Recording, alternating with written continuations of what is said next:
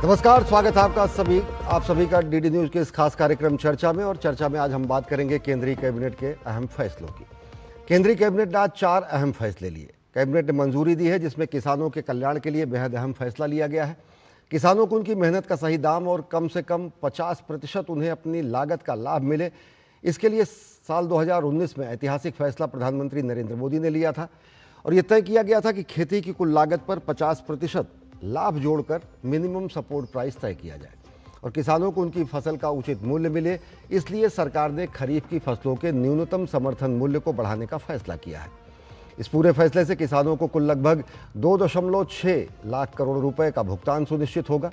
MSP में सबसे ज़्यादा वृद्धि सूरजमुखी के बीज और इसके बाद कपास और इसके अलावा नाइजर सीड और तिल, इन सब में सबसे ज़्यादा एमएसपी की बढ़ोतरी की गई है। इसके अलावा केंद्र सरकार ने अहम फैसला लेते हुए और नीतिगत अहम फैसला लेते हुए कोल गैसिफिकेशन स्कीम यानी कोयला से प्राकृतिक गैस निर्माण की योजना को भी मंजूरी दी है और भविष्य में इसके लिए 25 प्लांट लगाए जाएंगे, जिसके लिए सरकार एक नियत प्रोत्साहन राशि भी प्रदान करेगी। कोयले को गैस में बदलने के बाद गैस का इस्तेमाल खेती के लिए, यूरिया बनाने के लिए और अन्य खाद बनाने के लिए, साथ ही साथ बिजली के निर्माण के लिए और साथ ही साथ अन्य पेट्रोकेमिकल जैसे बनाए जाते हैं उसी तरीके के अन्य रसायन यानी इंडस्ट्रियल केमिकल बनाने में किया जा सकता है। कोल गैसिफिकेशन से जहां एक और देश की प्राकृतिक गैस की निर्भरता दूसरे देशों पर कम होगी, वहीं ऊर्जा सुरक्षा की दिशा में काफ़ी तेज़ी से देश कदम बढ़ाएगा। इसके अलावा अहमदाबाद से Dholera semi high speed corridor के निर्माण को मंजूरी मिली है और नागपुर एयरपोर्ट को अपग्रेड करके अंतर्राष्ट्रीय हवाई अड्डे के रूप में विकसित करने का फैसला किया गया है। कितने अहम है ये फैसले आधारभूत संरचना के लिहाज से और साथ ही साथ देश के आत्मनिर्भर बनने के लक्ष्य को हासिल करने के लिहाज से, इसी विषय पर हम चर्चा करेंगे और जानेंगे विशेषज्ञों की राय भी। लेकिन आइए आपको दिखाते हैं क्या कुछ अहम रहा आज के कैबिनेट के फैसले में।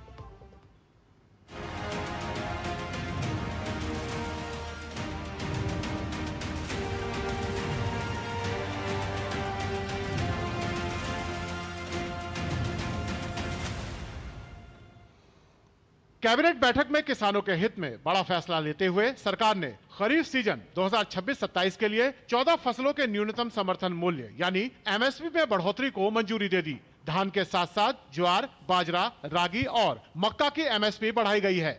सरकार खरीफ फसलों की एमएसपी पर करीब 2,60,000 करोड़ रुपए खर्च करेगी। सूरजमुखी, कपास, तिल और नाइजर सीड की एमएसपी में सबसे ज्यादा बढ़ोतरी की गई है। सरकार का कहना है कि इससे किसानों की आय बढ़ाने और कृषि क्षेत्र को मजबूती देने में मदद मिलेगी। खरीफ के लिए जो फैसला लिया गया उसमें करीब जितने भी खरीफ के क्रॉप्स हैं उन सब में कॉस्ट प्लस 50% या 50 से अधिक टोटल 2,60,000 करोड़ रुपए किसानों को पे आउट जाएगा इस पूरे फैसले से। और इस साल का एनुअल खरीफ प्रोक्योरमेंट होगा 824 लाख मिलियन मेट्रिक टन। ऊर्जा सुरक्षा को मजबूत करने के लिए कैबिनेट ने कोल गैसिफिकेशन योजना को मंजूरी दी है। करीब 37,500 करोड़ रुपए की इस योजना के तहत कोयले से गैस, उर्वरक, बिजली और रसायनों का उत्पादन किया जाएगा। केंद्रीय मंत्री अश्वनी वैष्णव ने बताया कि भारत के पास अगले कई सौ वर्षों की जरूरतों के लिए पर्याप्त कोल भंडार मौजूद है और अब स्वदेशी तकनीक के जरिए इसका बेहतर उपयोग किया जाएगा। इस परियोजना से हजारों रोजगार के अवसर भी पैदा होंगे। हम सब जानते हैं कि गैस का जितना रिक्वायरमेंट है और दुनिया भर में जिस तरह की जियोपॉलिटिकल सिचुएशन है उस हिसाब से हम आत्मनिर्भर कैसे बने।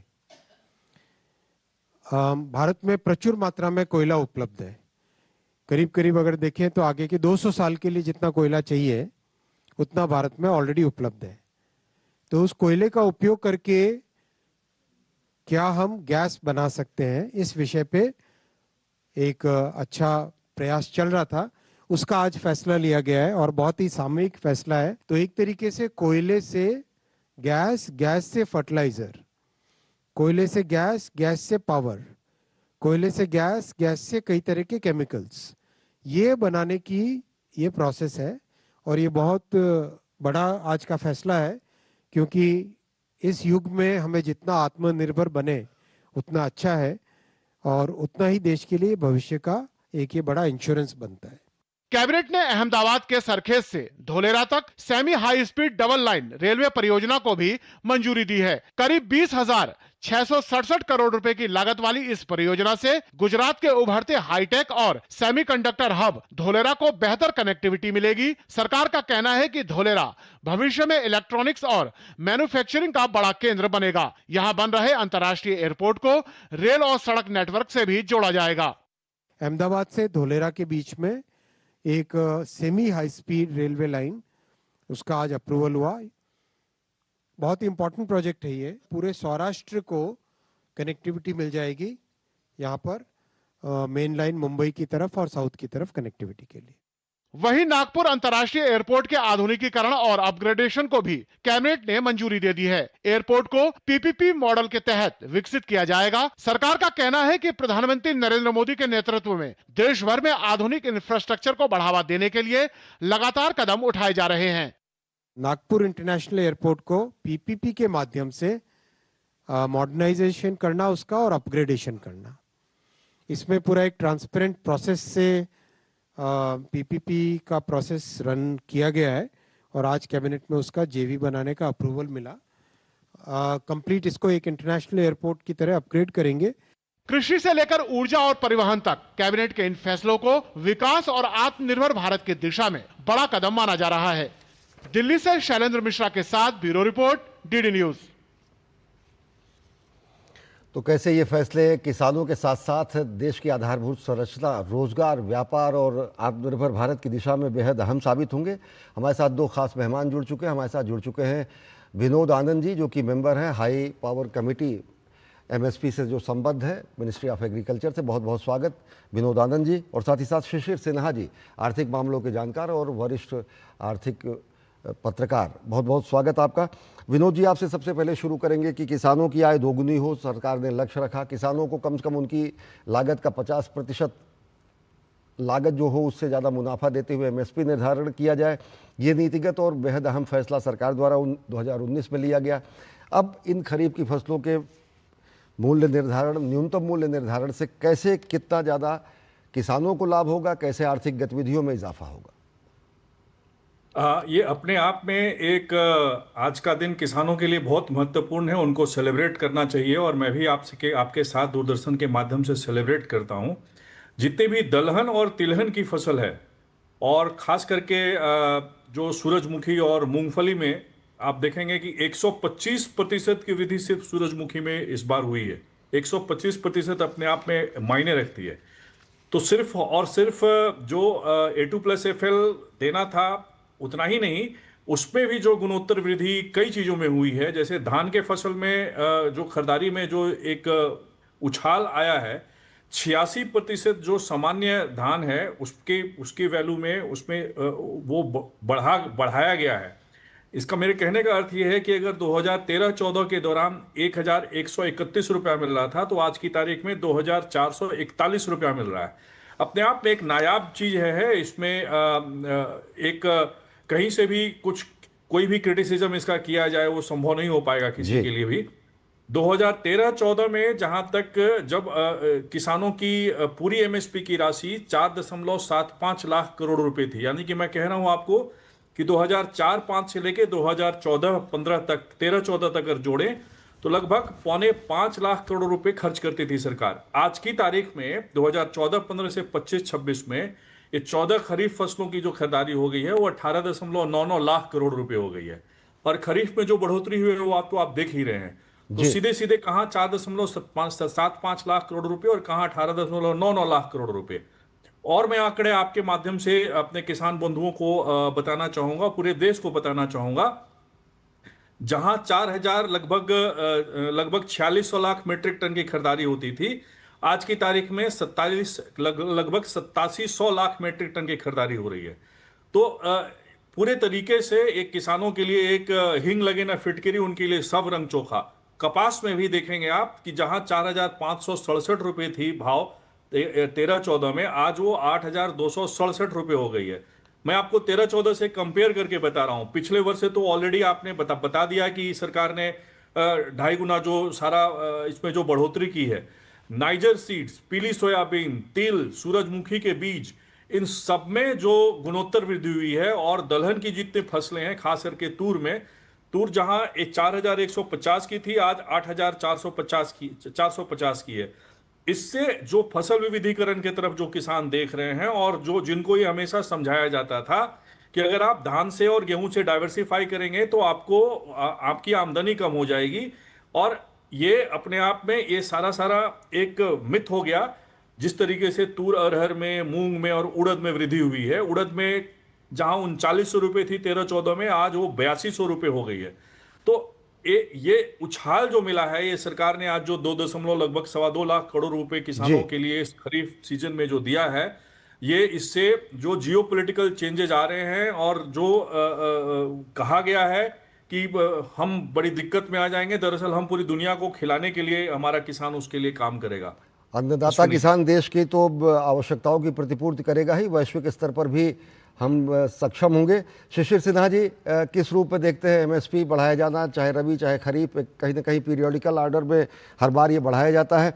अभी जो बढ़ाया गया और जिस तरीके से विनोद आनंद जी कह रहे हैं, सारे आंकड़े इन्होंने 2013-14 के मुकाबले कहे हैं, लेकिन इसके पहले अगर देखें तो 25-26 के मुकाबले देखें तो कितना पर्याप्त और कितना उपयुक्त पाते हैं? देखिए, आंकड़े काफी बताए गए हैं, तो मैं अपनी ओर से बहुत ज्यादा आंकड़े नहीं जोड़ रहा जी, हूं। बस जरूर। एक बात कहना चाहता हूं कि जब 2/3 आबादी जब गांव में रहती है, और उनके लिए अगर हम किसानी की बात करते हैं, अगर किसानी फायदेमंद हो, तो इसका एक असर आपके ग्रामीण अर्थव्यवस्था में कंजम्पशन डिमांड के ऊपर पड़ता है। मैं कंजम्पशन डिमांड के ऊपर क्यों यहाँ पे जोर दे रहा हूँ, क्योंकि आप जब देखते हैं कि आप कहते हैं कि हमें 6%, 6.5%, 7% की दर से बढ़ोतरी करनी, अर्थव्यवस्था का विकास करना है, वहां पर अगर कंजम्पशन डिमांड पिकअप नहीं करेगा, यानी कि उपभोक्ता मांग में अगर बढ़ोतरी नहीं होगी, तो उससे पूरी अर्थव्यवस्था में सुचक्र का माहौल नहीं बनेगा, जिसको हम लोग तकनीकी भाषा में वर्चुअस साइकिल कहते हैं। वर्चुअस साइकिल का मतलब है कि एक अच्छे से दूसरा अच्छा होना। जी। यदि मांग बढ़ती है तो उत्पादकों के लिए जो है वो सामान बनाने का रास्ता खुलता है। जब वो सामान बनाते हैं तो रोजगार के मौके मुहैया होते हैं। जब रोजगार के मौके मुहैया होते हैं तो लोगों के हाथ में पैसे आते हैं, फिर वो मांग करते हैं। ये जो सूचक्र है, अगर 2/3 आबादी में एक बड़ी आबादी के लिए हम उनके हाथों में अतिरिक्त आमदनी का, अतिरिक्त आय का इंतजाम करते हैं, तो पूरी अर्थव्यवस्था के लिए फायदेमंद होती है। हाँ, एक बात जरूर है जो कि एक आशंका कह सकते हैं, जो कई मौकों पर कहा जाता है कि क्या एमएसपी बढ़ने से, आज जैसे 14 जो फसलों के लिए एमएसपी में बढ़ोतरी की गई है, जी। उससे महंगाई दर पर असर पड़ेगा? जब भी, अगर मैं गलत नहीं हूं तो आनंद सर बैठे हुए वो इसके ऊपर और ज्यादा रोशनी डाल सकते हैं कि जब कभी भी ये एमएसपी तय की जाती है तो उसमें महंगाई दर का भी मुद्दा ध्यान में रखा जाता है। तो वहां पर इस तरीके की बढ़ोतरी होने की जो आशंका या आलोचना जो की जाती है, उसे हम एक तरीके से उसका हम जवाब दे सकते हैं ये कहते हुए कि एमएसपी में उसको फैक्टरिंग किया गया है। तो मेरे हिसाब से जो बढ़ोतरी हुई है वो अभी के समय में मौजूदा परिस्थितियों में किसानी को बेहतरी बनाएगी, किसानी फायदेमंद होगी और इसका फायदा पूरी अर्थव्यवस्था को मिलेगा। जी। विनोद आनंद जी, वही मूलभूत सवाल कि जिस तरीके से खेती की लागत बढ़ती जा रही है, जिस तरीके से खेती की लागत बढ़ने के साथ साथ महंगाई दर बढ़ती जा रही है, पर्याप्त है ये एड्रेस करने के लिए? पर्याप्त है उन आवश्यकताओं और आवश्यकताओं की प्रतिपूर्ति और आशंकाओं को निर्मूल करने के लिए जितनी बढ़ोतरी हुई? देखिए, पहले की व्यवस्था में और अभी की व्यवस्था में एक अंतर है जिसको हमारे देश के अर्थशास्त्री भी और वैश्विक मूल्य श्रृंखला में जो ग्लोबल इकोनॉमिस्ट हैं वो भी उसको नहीं समझ पा रहे हैं। वो है कोऑपरेटिव इकोनॉमिक फ्रेमवर्क की। यहाँ पे जब दाल की खरीदारी होगी तो जिनको मिलेगा, जिन किसानों का फसल खरीदा जाएगा, वो ऑलरेडी कहीं ना कहीं किसी पोर्टल पे रजिस्टर्ड हैं। तो ये 3 टियर स्ट्रक्चर में उसकी खरीदारी हो रही है, और उसका जो वैल्यू चेन में मान के चलिए अगर इन्फ्लेशन बढ़ता भी है या फिर एक कंज्यूमर उसके लिए ज्यादा पे करता है, उसका डिविडेंड किसान को मिलेगा। तो किसान को मिलेगा तो वो गांव की इकोनॉमी में, रूरल इकोनॉमी में वो पैसा वैसे भी वापस आएगा, और जिससे देश की अर्थव्यवस्था को ही सिर्फ एक संबल और सहारा नहीं मिलेगा, खास करके ग्रामीण अर्थव्यवस्था में एक जबरदस्त उछाल आएगा जिससे उद्योग जगत को भी फायदा मिलेगा। कहीं ना कहीं अगर रूरल इकोनॉमी में कंजप्शन बढ़ता है तो वो उस कंजप्शन का फायदा ओवरऑल पूरे इकोनॉमी को होता है। तो ये तो एक मैं इसमें एक एडिशनल पॉइंट आपको बताऊं। दूसरा, जो हम दालों के लिए एक विश्व के तरफ दूसरे देशों से खरीदारी करते थे, उसमें प्रधानमंत्री जी ने पहले यह निर्णय लिया कि जो भी संवाद हो रहा था या जो भी डायलॉग हो रहे थे दूसरे देशों से जी। कि भाई हम उनके साथ ये समझौता कर लें या वो समझौता कर लें, उसमें हम कहीं भी कोई झुके नहीं। और दालों की खरीदारी के लिए हम किसी के सामने कोई मसौदा पेश अभी तक जिसमें सिग्नेचर किया हुआ वो नहीं है, हालांकि कुछ बातचीत हो रही है। तो अभी वर्तमान में दाल की खरीदारी की व्यवस्था सिर्फ अनाउंसमेंट करने तक नहीं है, बल्कि वो कोऑपरेटिव इकोनॉमिक फ्रेमवर्क में हमारे जो नया तंत्र है उसके आधार पे उसकी खरीदारी कैसे हो और उसमें वैल्यू एडिशन कैसे हो और पैसा वापस किसानों को कैसे मिले, उसकी पूरी व्यवस्था इसमें की गई है। इसलिए ज्यादा से ज्यादा ये किसानों व्यवस्था पहले की व्यवस्था 2013-14 और अमूमन 22-23 की व्यवस्था से भी अलग है, जी। जो जिसके बारे में अर्थशास्त्री हमारे मित्र शिशिर जी को भी एक नए तरीके से इस पे देखना होगा कि आगे कैसे हम इस पे एक इसका एनालिसिस करें। जी, हम चर्चा जारी रखेंगे। तीनों बेहद अहम फैसले लिए गए हैं, लेकिन वक्त एक बेहद छोटे से ब्रेक का। देखते रहिए डीडी न्यूज। मास्टर जी। हाँ? नमस्ते, 2 ड्रेसेस बनानी है, ठीक है? ऐसा कुछ। लेकिन मास्टर जी 4 दिन में पार्टी है, बन जाएगी ना पक्का? हो जाएगा। हाँ, कैसे? फैशन चेंजेस हमेशा, उषा हमेशा। जब धरती चीर कर निकलता है लोहे का पत्थर और मिलता है मोंगिया के जोश से, फिर तपता है, पिघलता है और बनता है फौलाद। अब होता है सरिया सारी खूबियों के साथ। मोंगिया स्टील, मजबूत देश का मजबूत सरिया। ब्रेक के बाद आप सभी का स्वागत। हम बात कर रहे हैं कैबिनेट के अहम फैसलों की। किसानों के हित के लिए बेहद अहम फैसला लिया गया। एमएसपी बढ़ाई गई है इस सीजन की, खरीफ की फसलों के सीजन के लिए। और साथ ही साथ बेहद अहम फैसला लिया गया है कोल गैसिफिकेशन का। शिशिर जी, आपसे जानना चाहेंगे, एक बहुत बड़ा नीतिगत फैसला जियोपॉलिटिक्स को देखते हुए कि कोयले से हम गैस बनाएंगे और गैस से जो बाई प्रोडक्ट तैयार होंगे पूरा का पूरा ऐसे 25 प्लांट लगाएंगे। बहुत बड़ा निर्णय, बहुत बड़ा नीतिगत फैसला और बहुत ही सरल शब्दों में इसको ज़रूर बताएं, क्योंकि थोड़ा सा टेक्निकल है और पहली बार लोगों के सामने आ रहा है कि कैसे ये, चाहे उर्वरक हो, चाहे गैस की आपूर्ति हो, चाहे वो रसायनों का उत्पादन हो, उसमें ये मददगार हो। देखिए अश्विनी, ये इस तरह की योजना पहले भी हुआ करती थी, लेकिन उसमें उस तरीके की प्रगति नहीं हुई। वो हो सकता है कुछ कमियां रही होंगी। और आज जब यही मुद्दा उठा कि ये नया क्या है, तो जो पुरानी योजना की जो कुछ भी कमियां थी उससे सबक लेते हुए इस नई योजना का खाका तैयार किया गया है। देखिए, इसमें सीधी सरल भाषा में जो मैं कहूं कि कोयले में बहुत तरीके के गैस होते हैं, उन गैस को कैसे निकाला जाए। तो ये जो कोल गैसिफिकेशन का जो प्रोसेस होता है, जो प्रक्रिया होती है, उसमें कोयले को जलाया नहीं जाता है, बल्कि उच्च तापमान से उसमें से गैस निकाला जाता है और फिर उसका इस्तेमाल अलग अलग कार्यों में किया जा सकता है। जैसा आपने अभी जिक्र किया कि खाद के निर्माण में जो है उसका इस्तेमाल हो सकता है। यहाँ तक कि रसोई गैस में भी जो है, जो आपके हमारे घरों में रसोई गैस आती है सिलेंडर या फिर पीएनजी के जरिए, वहां पर भी ये आ सकता है। अब यहाँ पर आप ध्यान रखिए कि हमारे पास अगर पूरा कोयले का रिजर्व देखिए तो लगभग 401 बिलियन टन का है और हर साल का जो मांग है वो लगभग 1 करोड़ टन का है। तो आपके पास इतना उपलब्ध है जिससे आप गैस निकाल सकते हैं। और आज के दिन में जब हम देख रहे हैं कि पश्चिम एशिया के संकट की वजह से हमारे यहाँ जो गैस की आपूर्ति है वो लगभग 50% जो हमारी जरूरतें हैं आयात के से, उसके ऊपर असर पड़ा है। तो ये उस जरूरत को पूरा करने में कुछ हद तक मदद करेगा। उम्मीद है कि अगले 5 साल के भीतर भीतर हमें इस योजना के तहत गैस मिलना शुरू हो जाए। जी, विनोद आनंद जी, अगर देखें तो खरीफ की फसलों में तेल और दलहन और तिलहन दोनों कहीं ना कहीं उत्पादन की दृष्टि से, रकबे की दृष्टि से, सरकार के प्रोत्साहन की नीतियों की दृष्टि से राष्ट्रीय तिलहन मिशन को भी मंजूरी दी गई।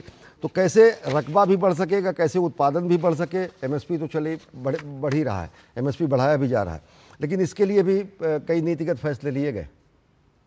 देखिए, जो सबसे महत्वपूर्ण विषय है इसमें यह है कि विदेश से जो हम दालों का आयात निर्बाध रूप से जो करते आ रहे हैं और उसमें हमारे विदेशी मुद्रा का ह्रास हो रहा है, अमूमन लगभग 60 से 70 हजार करोड़ रुपए प्रति वर्ष में, खास करके अरहर की दाल पे, तूर की दाल जिसको हम कहते हैं।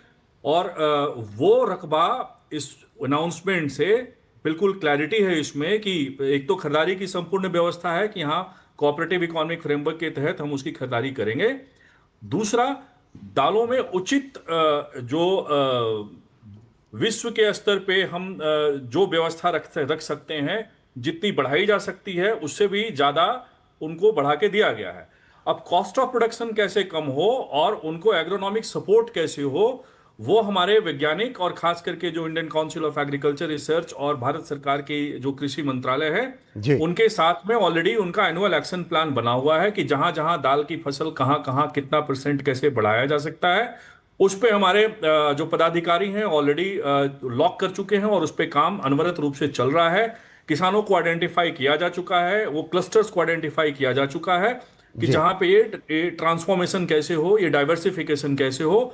और मुझे ऐसा लगता है कि आने वाले समय में अगले 1 वर्षों में हम पूर्णतः 1 या 2 वर्षों में हम दाल को लेके जो तूर दाल दलहन और तिलहन बेहद महत्वपूर्ण है किसानों के लिए लिए भी और उपभोक्ताओं के लिए भी। शिशिर जी, बेहद संक्षेप में, समय बहुत कम है, माफी चाहूंगा।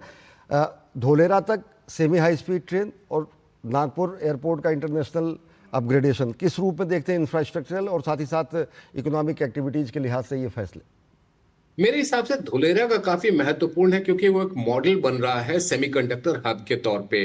अब अगर अहमदाबाद से 45-48 मिनट में आप वहां पहुंच सकते हैं, साबरमती से माफ कीजिएगा, और जो 34 मिनट में नजदीकी एयरपोर्ट से पहुंच सकते हैं, तो वो उस क्षेत्र में उद्योग को बहुत बढ़ावा मिलेगा और दुनिया के अलग अलग देशों में जो इंडस्ट्रियल क्लस्टर हम लोग बनाने की बात करते हैं, वैसा एक बेहतर क्लस्टर जो है वो धोलेरा में डेवलप हो सकेगा। जी, बहुत बहुत धन्यवाद शिशिर सिन्हा जी, बहुत बहुत धन्यवाद विनोद आनंद जी हमसे जुड़ने के लिए। तो बेहद अहम फैसले लिए गए, 4 अहम फैसले लिए गए, जिसमें अन्नदाता के कल्याण के लिए और साथ ही साथ आर्थिक गतिविधियों को और देश की आधारभूत संरचनाओं को और विस्तार देने के लिए, विश्वस्तरीय बनाने के लिए, जिससे न केवल खाद्यान्न उत्पादन या फिर किसानों की स्थिति, माली हालत में सुधार हो, बल्कि अर्थव्यवस्था भी और तेज़ हो और तेज़ी से आत्मनिर्भर भारत के सपने को सब मिलकर साकार कर सके। तो इस कार्यक्रम में फिलहाल इतना ही। देश और दुनिया की ताज़ा तरीन खबरों के लिए देखते रहिए DD न्यूज़। नमस्कार।